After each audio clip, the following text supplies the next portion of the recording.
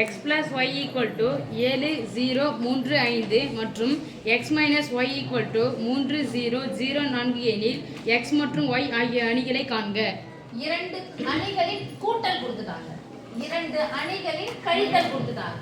கொடுத்துட்டு x தனியா கேக்குறாங்க, இப்ப பாருங்க நீங்களே சொல்லுங்களா.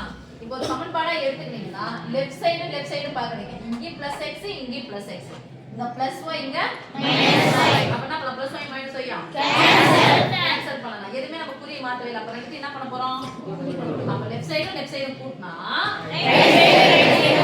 புரியுமா, x + y கூட்டனா பண்றது குறியை மாத்தாத ஈக்குவல் போட்டுக்கலாமா. ரைட் சைடு 7 0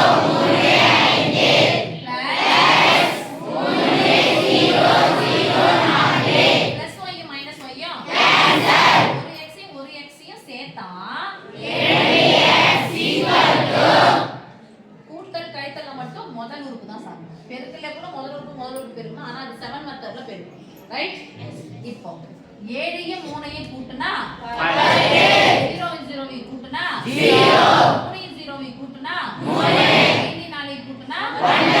இது யாருடைய மதிப்பு, 2 மடங்கு x உடைய மதிப்பு.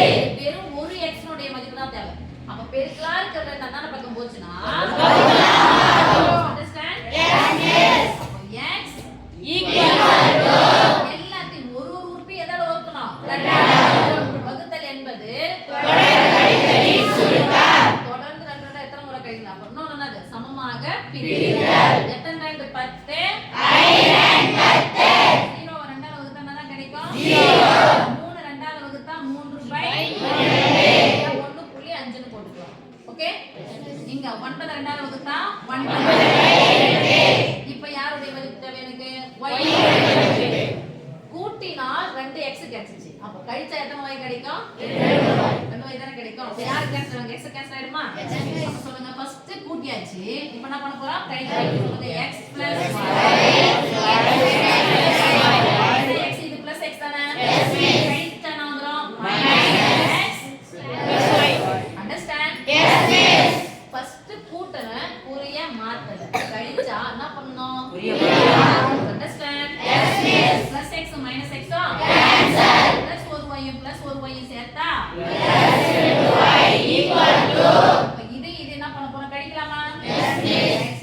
ரைட் சைடு 7 0 3 5 கழித்தல் -3 0 0 4. முதல் உறுப்புல இருந்து முதல் உறுப்பு கழிங்க. 7 ல இருந்து 3 கழிச்சா 4, 0 ல இருந்து 0 கழிச்சா 0, 0 ல இருந்து 3 ல இருந்து 0 கழிச்சா 3, 5 ல இருந்து 4 கழிச்சா 1.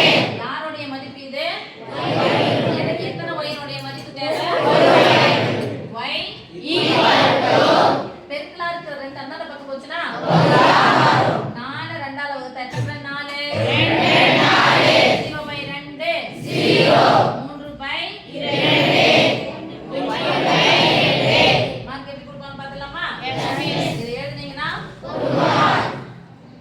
1 மார்க் இல்ல, ஆன்சர் எழுதுனீங்கன்னா 1 இல்ல, இது அரை மார்க் இது அரை மார்க், 1 ஆயிடுச்சு. 2 3 4 5